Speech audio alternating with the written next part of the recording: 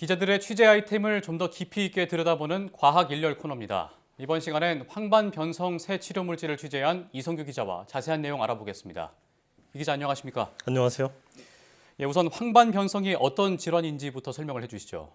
황반변성은 말 그대로 이 황반에 변성이 생기는 질환인데요. 예, 우리 눈의 망막 중심부를 황반이라고 하거든요. 예, 이 황반변성이 진행이 되면은 이 망막 밑에 두루젠이라는 노폐물이 쌓이게 되고요. 예, 그렇게 되면은 이제 우리가 사물을 보는 시력세포, 시세포라고 하죠.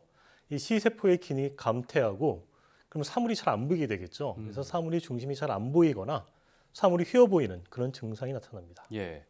근데 이 황반변성은 건성과 습성이 있다고요? 네, 건성 황반변성이 전체 황반변성 환자인 90% 정도를 차지하는데 예, 좀 증상이 경미해요. 근데 이 건성을 그대로 내버려 두면은 한 30%가 10년 이내에 습성으로 악화되는데 이 습성이 되면은 심각한 시력 손상을 동반하거든요. 예. 그래서 건성일 때 치료하는 게 중요합니다. 아, 그러니까 제때 치료를 하지 못하면 시력을 잃을 수도 있다는 건데 이게 건성 황반변성 치료제는 있는 건가요? 이게 불과 2년 전인 2022년까지만 해도 건성은 치료제가 없었어요. 예, 근데 그러다가 지난해였죠. 2023년 미국 FDA가 이 건성 황반변성 치료제 두 종을 연달아 승인했는데 모두 이제 주사제라는 공통점이 있거든요. 아, 전문가 설명 들어보겠습니다.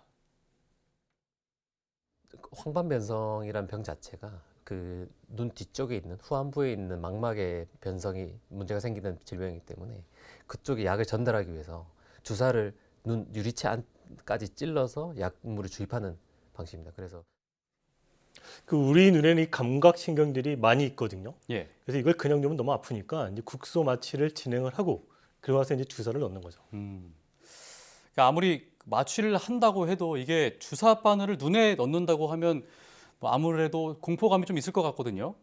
근데 국내 연구진이 이 주사 대신에 안약처럼 넣는 지금 약을 개발했다는 거잖아요. 그렇죠. 이 치료 물질은 어떤 방식으로 작용이 되는 거죠?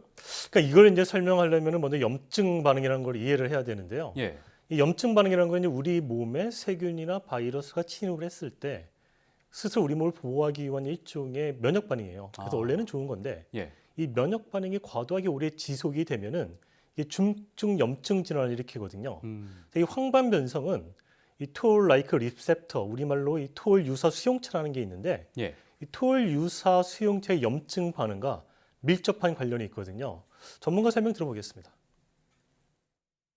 저희가 이제 타겟으로 했던 톨라이크 리셉터는 이제 그 염증 반응을 일으키는 데 굉장히 중요한 타겟으로 알려져 있고 이 톨라이크 리셉터가 과도하게 이제 활성화가 되면 이게 우리 몸에서 과도한 염증을 지속적으로 발생시킴으로써 다양한 염증과 관련된 질환들이 나타나게 됩니다. 그래서 연구진은 이 토올 유사 수용체 염증 반응이 이 황반변성의 주요 원인으로 보고 이 염증 반응 자체를 차단할 수 있는 물질을 찾아낸 거죠. 그렇군요. 방금 인터뷰에서도 나왔습니다만 스크리닝이라는 말이 나왔습니다. 이게 구체적으로 어떤 방법으로 치료 물질을 찾았던 건가요? 그러니까 우리 신약을 개발할 때 이 약물 후보 물질을 가려내는 거, 예, 이걸 이제 약물 스크리닝, 줄여서 스크린이라고 표현을 하는데요. 예, 이 토올 유사 수용체가 중요하다고 말씀드렸잖아요. 예. 이 토올 유사 수용체는 그 염증 신호 전달이 어떻게 이루어지냐면 이 토올 유사 수용체하고 첫 번째 신호 전달 단백질이 먼저 결합을 해요.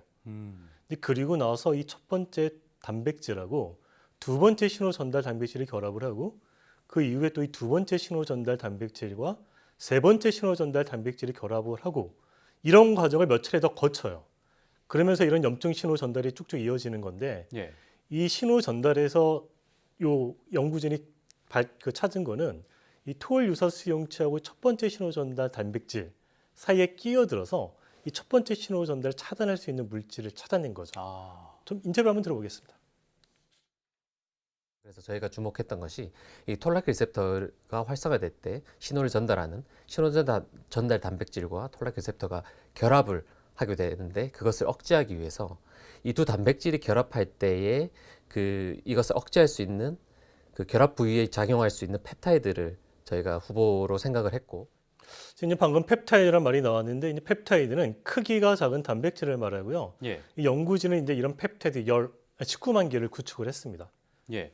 방금 말씀하신 그 크기가 작은 단백질, 펩타이드 19만 개의 라이브러리를 구축한다 이런 얘기를 해주셨는데 이게 뭐 잘은 모르겠습니다만 얼핏 생각해도 되게 시간이 오래 걸릴 것 같고 좀 품이 많이 드는 그 연구일 것 같아요. 어떻습니까? 그러니까 이제 펩타이드 라이브러리라는 거는 그 이제 펩타이드로 모아져 있는 일종의 도서관 같다 뭐 이런 의미로 예. 바이오 분야에서 쓰이는 용어인데 이 펩타이드 19만 개 라이브러리를 구축한다. 이게 얼핏 들어도 굉장히 오래 걸릴 것 같잖아요. 예, 예. 연구진이 요거를 만드는 한 4개월 정도 걸렸다고 합니다. 근데 이제 요즘 바이오 분야의 화두가 인공지능이잖아요. 올해 노벨 화학상도 이 인공지능 분야가 받았고. 그렇죠. 예. 그래서 만약에 이런 신작 후보 물질을 발굴하는 이런 스크리닝 과정에 인공지능을 우리가 적용할 수 있다면은 4개월보다 훨씬 더 빨리 찾을 수가 그러겠네요. 그렇게 예상할 수가 있겠죠. 예, 예. 뭐 설명 한번 들어보겠습니다. 네, 이제 인공지능을 이용해서 실제 이 결합 저희가 알고 있는 데이터 그런 펩타이드 서열보다 더 잘 결합할 수 있는 서열들을 예측하고 생성하는 것이 가능해졌고요. 그래서 이제 저희도 그런 방식을 활용해서 저희가 지금 스크린을 통해서 확보하고 있는 이 펩타이드 서열들 데이터를 다시 한번 더 학습을 해서 저희가 지금까지 발굴하고 있는 후보 물질들보다 더 잘 결합할 수 있는 물질 그 펩타이드들을 발굴하는 연구를 좀 해보려고 또 생각하고 있습니다.